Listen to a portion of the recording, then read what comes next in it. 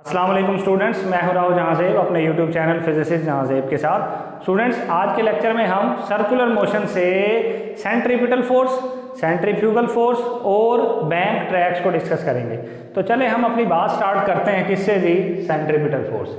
ये फोर्स क्या है? अगर कोई ऑब्जेक्ट नॉर्मली स्ट्रेट पाथ पे मूव कर रहा हो और इसके ऊपर एक फोर्स लगे जो इसके पाथ को बेंड कर दे सर्कुलर पाथ में, तो ऐसी फोर्स को हम क्या कहेंगे? Centripetal force.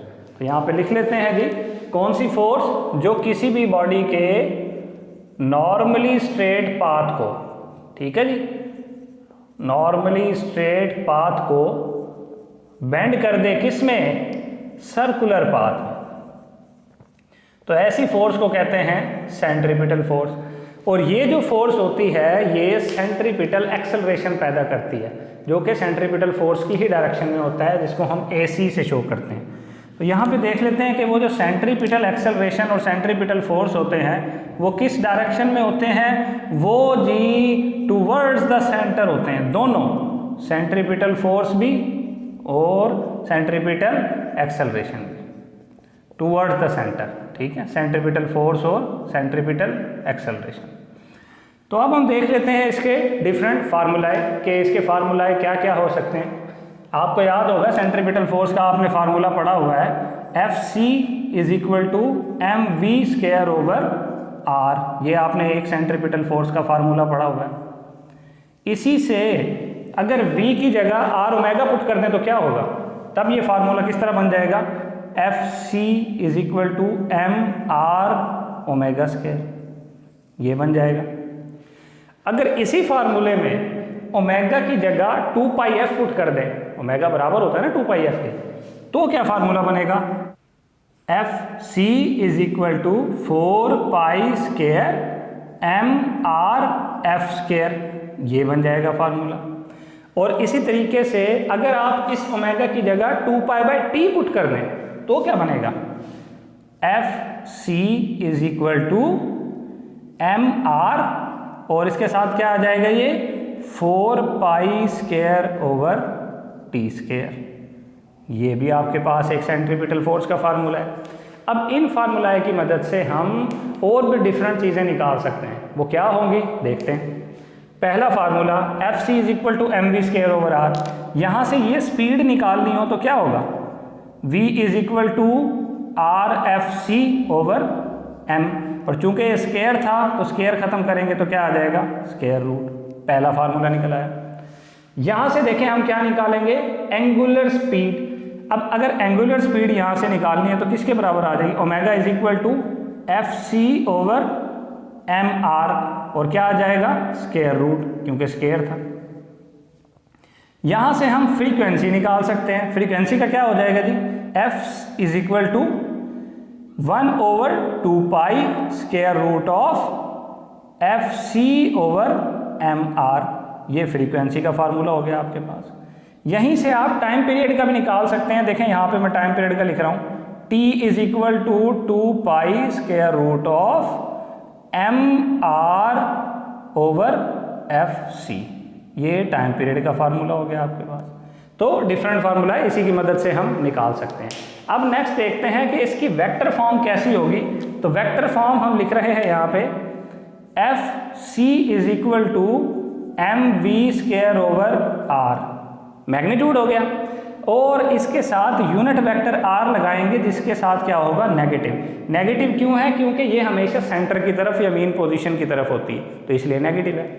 अब यहाँ से इस यूनिट वेक्टर r की जगह r over its magnitude put कर दें, क्योंकि यूनिट वेक्टर बराबर होता है ना वेक्टर ओवर मैग्नीट्यूड।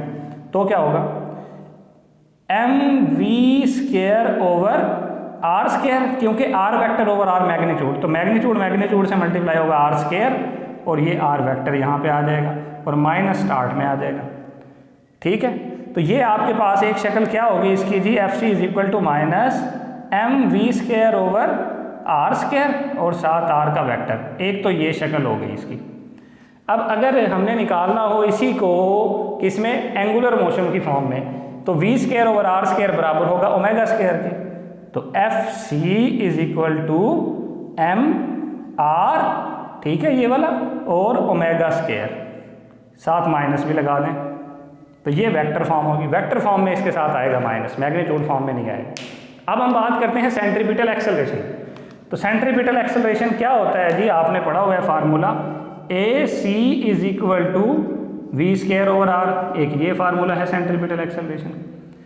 इस v की जगह r ओमेगा पुट कर दें तो क्या आ जाएगा, AC is equal to r omega square, ये आ जाएगा। और इस ओमेगा की जगह 2 पाई f पुट कर दें तो क्या हो जाएगा, AC is equal to 4 pi square r f square, ये हो जाएगा फार्मूला। और इसी फार्मूले में ओमेगा की जगह 2 पाई बाई t पुट कर दें तो क्या होगा, AC is equal to r 4 pi square over t square, ये भी आपका सेंट्रीपिटल एक्सेलरेशन का फार्मूला। अब इनकी मदद से हम डिफरेंट फार्मूलाएं मजीद निकाल सकते हैं। इससे क्या निकालेंगे, स्पीड, पहले वाले से v स्क्वायर ओवर r से स्पीड निकालेंगे। v इज इक्वल टू क्या आ जाएगा, AC इंटू आर और इसका स्क्वायर रूट, देख लेना r इधर जाके मल्टीप्लाई होगा, AC r हो जाएगा। और v स्क्वायर का आपने क्या किया कि उसका स्क्वायर रूट ले लिया स्क्वायर खत्म करने के लिए। इससे एंगुलर स्पीड निकालेंगे, omega is equal to AC over r, AC over r और इसका स्क्वायर रूट, ठीक है। इससे हमने ये निकाल लिया। इससे क्या निकालेंगे, फ्रीक्वेंसी, तो फ्रीक्वेंसी किसके बराबर आ जाएगी, f is equal to 1 over 2 pi square root of क्या आ जाएगा जी, AC over r, AC over r, ये फ्रीक्वेंसी होगी। अब अगर आप टाइम पीरियड निकालना चाहते हैं तो इस फार्मूले से निकाल लें, T is equal to 2 pi और साथ क्या आ जाएगा जी, R over AC, R over AC, ठीक। अब अगर हम सेंट्रीपिटल एक्सेलरेशन के वेक्टर फॉर्म की बात करें तो वो क्या होगी, AC is equal to V square over R और इसके साथ यूनिट वेक्टर। यूनिट वेक्टर के साथ माइनस क्यों लगाया है, क्योंकि ये along the radius toward the centre होता है, मीन पोजीशन की तरफ। अगर इस यूनिट वेक्टर की जगह मैं क्या पुट कर दूं, इसका वेक्टर ओवर इट्स मैग्नीट्यूड, तो क्या होगा, ये R vector divided by R का मैग्नीट्यूड, ये किसके बराबर आ जाएगा, AC is equal to minus V square over R square और R का वेक्टर। तो ये इसकी वेक्टर फॉर्म आ गई लीनियर मोशन की फॉर्म में। अगर एंगुलर मोशन की फॉर्म में इसकी वेक्टर फॉर्म आप लिखना चाह रहे हैं तो वो क्या होगी, AC is equal to minus V square over R square बराबर होता है ओमेगा स्क्वायर और साथ क्या आ जाएगा R। ये आपके सामने क्या आ गया, इसकी वेक्टर फॉर्म एंगुलर मोशन की फॉर्म। अब हम इनकी डायरेक्शन देख लेते हैं कि क्या क्या होती हैं। तो यहाँ पे आप अगर गौर करें तो सर्कुलर मोशन की फॉर्म में अगर आप टेंजेंशियल वेलोसिटी की बात करें तो वो अलोंग द टेंजेंट होती है, टेंजेंशियल एक्सेलरेशन भी अलोंग द टेंजेंट होता है। इसी तरह अगर एंगुलर वेलोसिटी की बात करें तो वो along the axis of rotation होती है, ठीक है। तो सेंट्रीपिटल एक्सेलरेशन किस तरफ होता है ये हमने देखना है। देखें, अगर मैं यहाँ पे एक रेडियल वेक्टर ड्रॉ करता हूँ तो along the radius toward the centre जो है वो सेंट्रीपिटल एक्सेलरेशन की डायरेक्शन होती है। इसी तरीके से सेंट्रीपिटल फोर्स की भी along the radius toward the centre होती है डायरेक्शन। तो यहाँ पे मैं लिख सकता हूँ, यहाँ पे हम कह सकते हैं कि सेंट्रीपिटल फोर्स पैरेलल होता है किसके, सेंट्रीपिटल एक्सेलरेशन के। एक तो ये बात होगी। दूसरी बात, परपेंडिकुलर किस किस के होता है यहाँ पे देख लेंगे हम। पहली चीज़ कि AC परपेंडिकुलर है किस किस चीज़ के जी, आप बताएंगे। एंगुलर वेलोसिटी, देखें ये एंगुलर वेलोसिटी है, ये क्या है, सेंट्रीपिटल एक्सेलरेशन, 90 डिग्री का एंगल बन रहा है। इसी तरीके से टेंजेंशियल वेलोसिटी और टेंजेंशियल एक्सेलरेशन इनके भी परपेंडिकुलर है, यानी AC perpendicular to tangential velocity. और इसी तरीके से AC किसके जी, और परपेंडिकुलर किसके है, टेंजेंशियल एक्सेलरेशन। इसी तरीके से AC परपेंडिकुलर है, ये जो एक्सिस ऑफ रोटेशन है इसके भी परपेंडिकुलर है, एक्सिस ऑफ रोटेशन। तो ये हो गया हमारा सेंट्रीपिटल एक्सेलरेशन। अब हम बात करते हैं नेक्स्ट बैंक्ड कर्व की, बैंक ट्रैक्स की। ये क्या होती हैं, देखें जब आप मोटरवे या हाईवे पे सफ़र कर रहे होते हैं तो होता क्या है कि कहीं आप शार्प टर्न से जैसे ही गुजरते हैं तो वो जो शार्प टर्न होता है उस पर रोड की एक साइड थोड़ी सी ऊंची बनाई जाती है।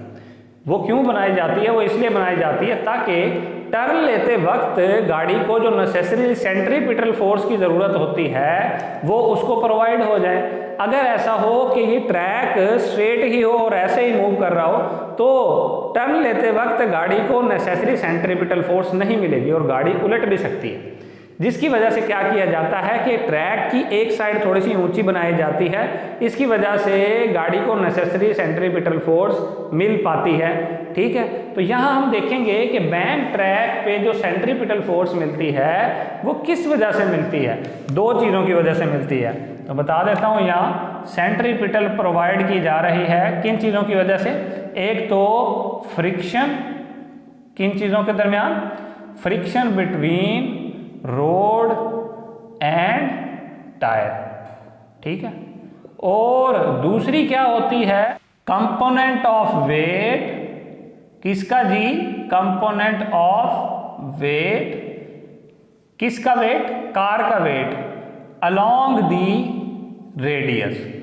तो ये दो चीजें मिलके क्या प्रोवाइड करती हैं? Centripetal force. ठीक है, तो अगर सवाल आता है कि बैंक ट्रैक्स जो होते हैं उन पे सेंट्रीपिटल फोर्स कौन सी चीज प्रोवाइड कर रही होती है, तो सिर्फ आपने friction between road and tyre नहीं लिखना, component of weight along the radius भी यहाँ पे सेंट्रीपिटल फोर्स प्रोवाइड कर रहा होता है। तो इसके डिफरेंट फार्मूला कैलकुलेट कर लेते हैं। सबसे पहले मैं फार्मूला आपको बताऊंगा बैंकिंग एंगल का। ये बैंकिंग एंगल कौन सा एंगल है?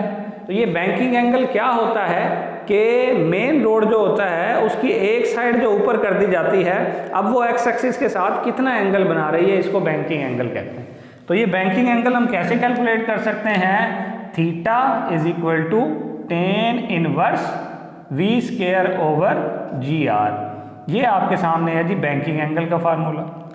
इसी के साथ अगर स्पीड ऑफ कार निकालनी हो जो कि मूव कर रही होगी कर्व ट्रैक पे, स्पीड ऑफ कार वो कितनी होगी जरा देख लेते हैं। स्पीड ऑफ कार बराबर होगी, इसी फार्मूले से हम निकाल सकते हैं, v is equal to G R tan theta और इसका स्क्वायर रूट। इस तरह स्पीड निकाल सकते हैं, ये इसी फार्मूले से आया। इसी तरीके से अगर उस सर्कुलर पाथ का रेडियस निकालना चाहते हैं तो वो कैसे निकालेंगे? ठीक है, रेडियस ऑफ पाथ ये बराबर होगा जी r is equal to V square over G tan theta. इसी फार्मूले से हमने निकाला है, तो ये होगा रेडियस ऑफ सर्कुलर पाथ। अब बात कर लेते हैं सेंट्रीफ्यूगल फोर्स। ये कौन सी फोर्स है? ऐसी फोर्स जो किसी भी सर्कल में मूव करते हुए बॉडी को सर्कल से बाहर निकालने पे मजबूर करे। ठीक है, जो क्या करे? Move outside the circle. ठीक है, मूव आउटवर्ड। कहां से? From the circle. तो ये क्या करती है? किसी भी बॉडी को सर्कल से बाहर निकालने पे मजबूर करती है, और ये किसके बराबर होती है? सेंट्रीपिटल फोर्स के ही बराबर होती है, लेकिन होती उससे ऑपोजिट है। तो यहाँ पे हम लिख देंगे कि centripetal force Fc is equal to centrifugal force Ff, और माइनस का साइन लगाएंगे क्योंकि ये एक दूसरे के क्या होती हैं? ऑपोजिट होती हैं। लेकिन यहाँ पे इस बात का ख्याल रखना है कि सेंट्रीपिटल फोर्स और सेंट्रीफ्यूगल फोर्स ये एक्शन रिएक्शन पेयर नहीं है। बेसिकली सेंट्रीफ्यूगल फोर्स जो है वो एक एक्चुअल फोर्स नहीं है, वो एक सूडो फोर्स है जिसको हम सिर्फ कंसीडर करते हैं, हम सिर्फ फर्ज कर लेते हैं, एक्चुअल में ऐसी कोई फोर्स नहीं है। तो यहाँ पे मैं आपको बता देता हूँ कि ये सिर्फ एक सूडो फोर्स है। ठीक है, सूडो फोर्स है, एक्चुअल नहीं है, और ये एक्शन रिएक्शन पेयर नहीं है फोर्स, सेंट्रीपिटल फोर्स और centrifugal force. Fc and Ff are not action reaction pairs. ठीक है, ये आपने बात लाजमी तौर पे याद रखनी है।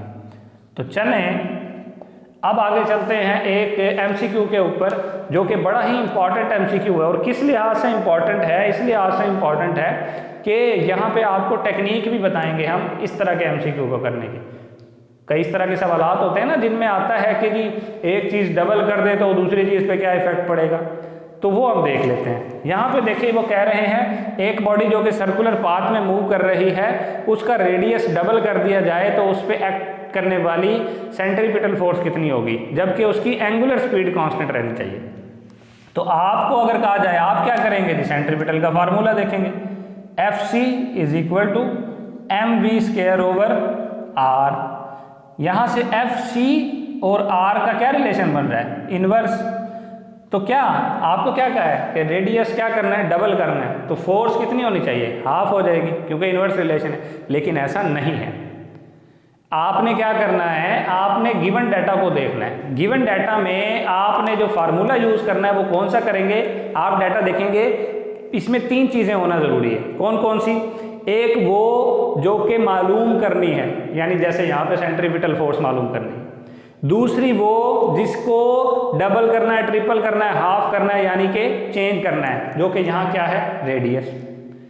तीसरी चीज कि कौन सी चीज का वो कह रहे हैं कि कांस्टेंट रहेगी। तो ये तीनों चीज उस फार्मूले में मौजूद होनी चाहिए जो आप लगा रहे हैं, तब वो फार्मूला करेक्ट होगा। अब यहाँ पे जो उसने कहा था एंगुलर वेलोसिटी कांस्टेंट हो, तो आपने तो एंगुलर वेलोसिटी नहीं लिखी यहाँ पे, तो फार्मूला ये करेक्ट नहीं है। करेक्ट फार्मूला कौन सा होगा सेंट्रीपिटल फोर्स का, वो ये होगा Fc is equal to mr omega square, angular speed constant ये हमने निकालना है और रेडियस क्या है, डबल या हाफ करना है। इस लिहाज से अगर गौर करें तो सेंट्रीपिटल फोर्स का r के साथ क्या रिलेशन बनता है, डायरेक्ट। तो देखें सवाल आपका गलत हो सकता है अगर आप इन चीज़ों का ख्याल नहीं करेंगे। तो 3 चीज़ें होना ज़रूरी हैं। तो आप क्या करेंगे, Fc2 over Fc1 is equal to, direct relation है ना, R2 ओवर R1। ठीक है, तो R2 जो था वो कितना हो गया था, डबल हो गया था। R1 कितना था, R था। R से R हो गया कैंसिल, तो क्या जवाब आया जी, Fc2 is equal to 2 into Fc1, यानी फोर्स कितनी हो गई, अब डबल हो गई। तो कौन सा आएगा जी आंसर, डबल वाला। तो इस तरीके से बच्चे ये MCQs आपने सॉल्व करने हैं। तो ये था हमारा आज का टॉपिक। इसके लिहाज से अगर कोई सवाल हो तो आप हमसे पूछ सकते हैं। अगली वीडियो तक के लिए अल्लाह हाफिज़।